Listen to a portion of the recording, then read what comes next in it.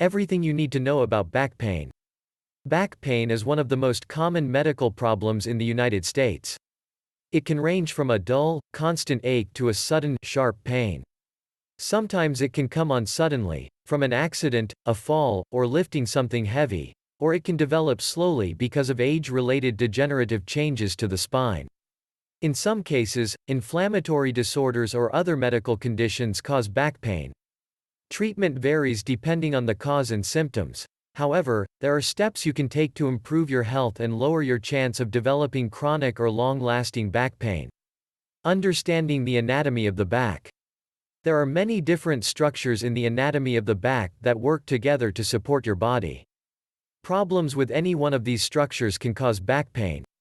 There are 4 regions of the spine: cervical spine, thoracic spine, lumbar spine, sacrum and coccyx. Parts of the spine and back include vertebrae, small bones stacked on top of one another, which protect the spinal cord. Spinal cord, long bundle of nerves that run down the back through a canal in the vertebrae. Intervertebral discs, cushion-like pads between the vertebrae that act like shock absorbers and spacers for the spine. Ligaments, short bands of tough, flexible tissue that hold the vertebrae in place. Tendons, cord of tissue that connects muscle to bone.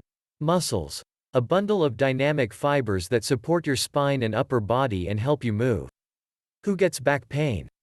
Anyone can have back pain. However, several factors increase your risk. Risk factors increase your chance of developing back pain can include fitness level. Back pain is more common among people who are not physically fit. For example, weak back and stomach muscles may not properly support the spine. Back pain is also more likely if you exercise too strenuously after being inactive for a while. Weight gain. A diet high in calories and fat, combined with an inactive lifestyle, can lead to obesity. This can put stress on the back. Job-related risk factors. Jobs that require heavy lifting, pushing, pulling, or twisting can injure the back. A desk job may also play a role, especially if you have poor posture or sit all day in an uncomfortable chair. Age. Back pain becomes more common with age, particularly after the age of 45. Heredity, genetics play a role in some disorders that cause back pain. Types of back pain. Doctors and researchers describe the types of back pain in the following ways. Acute back pain happens suddenly and usually lasts a few days to a few weeks. Subacute back pain can come on suddenly or over time and lasts 4 to 12 weeks. Chronic back pain may come on quickly or slowly and lasts longer than 12 weeks. Symptoms of back pain. Back pain can range from local pain in a specific spot to generalized pain spreading all over the back. Sometimes the pain radiates away from the back to other areas of your body, such as the buttocks, legs, or abdomen. The intensity of back pain varies for each person. Depending on the type, cause, and location of your back pain, you may experience increasing pain with lifting and bending, worsening pain when resting, sitting, or standing, back pain that comes and goes, stiffness in the morning when awakening and lessened back pain with activity, pain that radiates away from the back into the buttocks, leg, or hip.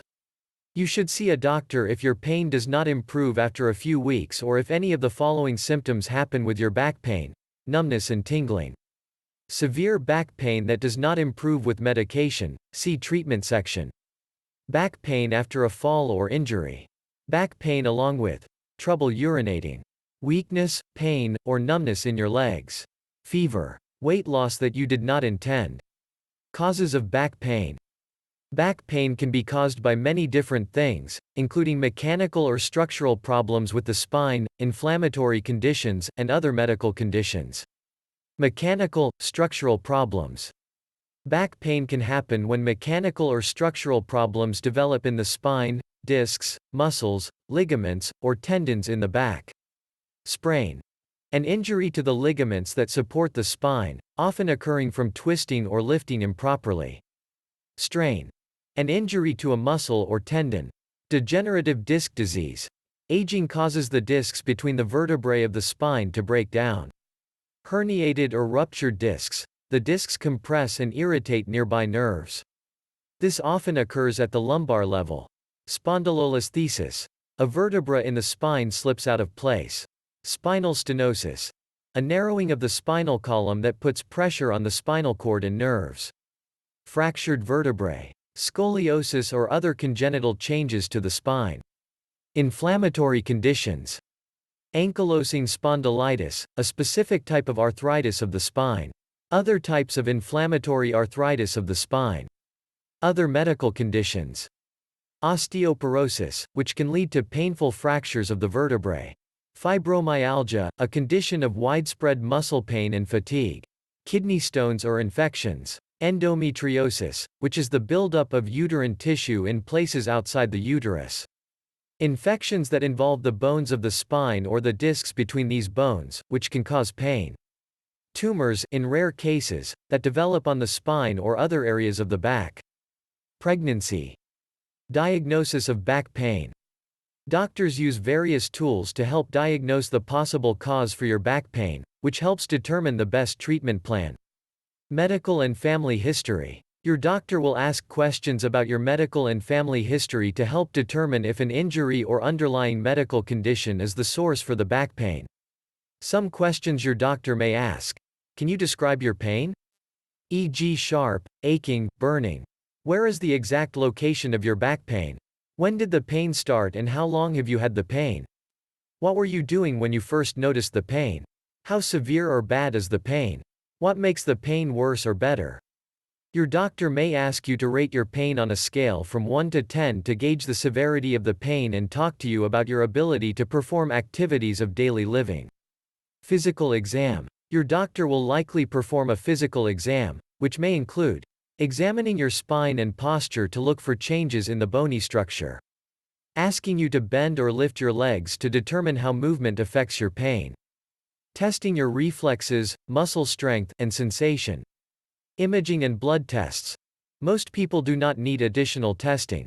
However, sometimes doctors order tests to rule out a specific cause for your pain or to confirm a cause for your back pain. Your doctor may order the following. X-rays only show bones and can help diagnose broken bones or fractures. Changes due to aging. Changes in the alignment of the spine. MRI, magnetic resonance imaging, uses energy from a powerful magnet to produce signals that create a series of cross-sectional images. These images or slices are analyzed by a computer to produce an image of the back. MRI can help diagnose damage or disease of the soft tissues, such as the discs, ligaments, and nerve roots in and around the spine. Computerized axial tomography, CAT, uses a scanner to take images of the back at different angles. The images are analyzed by a computer to create three-dimensional views of the back. As with MRI, CAT scans help diagnose problems with the spinal canal and the surrounding tissues. Electrophysiological tests, such as an electromyography or EMG, which helps measure the electrical activity in muscle. This test helps doctors check for problems with the muscles and nerves. Bone scans use small amounts of radioactive materials to help doctors see more details in the spine, such as fractures and infections. Blood tests help identify a possible cause for the back pain, such as inflammatory or medical disorders. Treatment of back pain. Doctors treat back pain with various options, including medications, non-surgical treatments, and surgical treatments. Medications. Over-the-counter pain relievers taken by mouth or applied to the skin. Anti-inflammatory drugs taken by mouth to relieve pain and inflammation. Muscle relaxants for some types of chronic back pain from muscle tension. Anti-inflammatory or numbing injections for certain types of back pain that radiates or travels due to nerve compression or irritation. Prescription pain relievers for severe acute back pain. Other treatments. Use cold packs to help relieve some back pain and hot packs to increase blood flow and promote healing in the muscles and tissues of the back. Avoid bedrest. Instead, limit activities or exercise that cause pain. Gradually increase physical activity as tolerated. Get physical therapy to help strengthen the muscles that support the back, which can improve mobility, posture, and positioning. Strengthening exercises can also help decrease pain. Check with your doctor or physical therapist before starting any exercise routine. Lifestyle changes teach you to move your body properly when performing daily activities, especially those involving heavy lifting, pushing, or pulling. Avoid any activities that diet and quitting smoking cause or increase pain. Practice healthy habits such as exercise, relaxation, regular sleep. Healthy complementary and alternative treatments may help relieve pain. Some examples include manipulation of the spine and nearby tissues. Professionals use their hands to adjust and massage the spine and muscles. Transcutaneous electrical nerve stimulation. TENS sends mild electrical pulses to the nerves through a device and electrodes or pads that are placed on the skin. TENS treatments are not always effective for reducing pain. Acupuncture is a Chinese practice that uses thin needles that may relieve pain in some patients. Surgical treatments. Surgery for back pain may be suggested if all other treatments tried have not relieved your pain. However, not everyone is a candidate for surgery, even if the pain persists. The type of surgery your doctor recommends depends on the cause of your pain and your medical history. In addition, your surgeon will review the risks and possible benefits of the surgery or procedure. Laminectomy is a surgery that doctors perform to treat spinal stenosis by removing the bony spurs and the bone walls of the vertebrae. This helps to open up the spinal column and remove the pressure on the nerves. Discectomy and microdiscectomy are surgeries that remove part of a herniated disc to relieve pressure on a nerve root or the spinal canal. The only difference between the procedures is a microdiscectomy uses a smaller incision than the discectomy. Doctors may also include a laminectomy. Spinal fusion is a surgery that helps treat degenerative disc disease and spondylolisthesis by joining two or more vertebrae in the spine that have slipped from their normal position. During this procedure, the surgeon removes the disc between the vertebrae and uses bone grafts or metal devices to secure bones together. Foraminotomy is a surgery that cleans out and widens the area where the nerve roots leave the spinal canal. By opening up this area, the pressure on the nerves from spinal stenosis can be relieved. Disc replacement surgery replaces a damaged disc with a synthetic one. This procedure is limited to patients who do not have complicating factors. Laser surgery uses a needle that produces bursts of laser energy to reduce the size of a damaged disc. This relieves pressure on the nerves. Radiofrequency lesioning of the affected nerves blocks inputs of the pain signals from entering the spinal cord. The recovery time from surgery depends on the type of procedure and your overall health. Research shows that surgery can be helpful for people with herniated discs, spinal stenosis, and spondylolisthesis. Who treats back pain? Different types of healthcare providers treat back pain, depending on the cause. Pain specialists, who are physicians including anesthesiologists with specialized training in evaluation, diagnosis, and treatment of all different types of pain. Family or primary care doctors. Orthopedists, who treat and perform surgery for bone and joint diseases.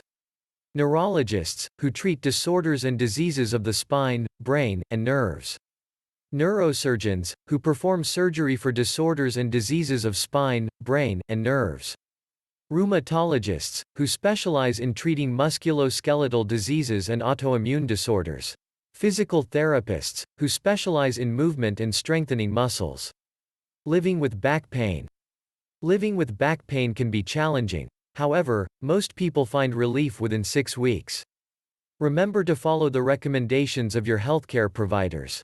The following may make it easier for you to manage your pain and recover. Add exercises gradually and talk to your doctor about the types of exercises that are best for you.